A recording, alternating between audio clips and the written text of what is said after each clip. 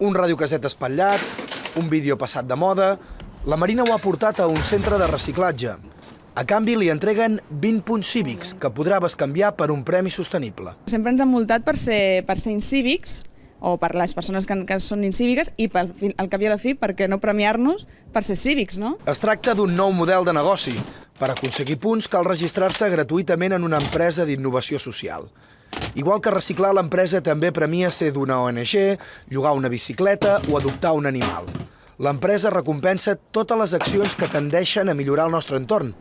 I on està el negoci? Els nostres ingressos venen de marques que vulguin anunciar-se a la nostra plataforma, però que tinguin, i això és una condició important, alguna cosa a explicar dins l'àmbit de la solidaritat, de la sostenibilitat o dels hàbits saludables. Donar sang es recompensa amb 100 punts, intercanviar temps amb 60. La Marina ja acumula 180 punts. Els canvia per una bossa feta amb banderoles publicitàries reciclades.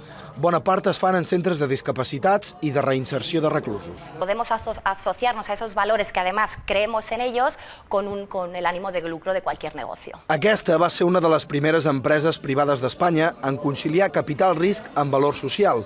Un nou model de negoci al que cada cop se sumen més emprenedors que volen contribuir a fer un món més sostenible i humà.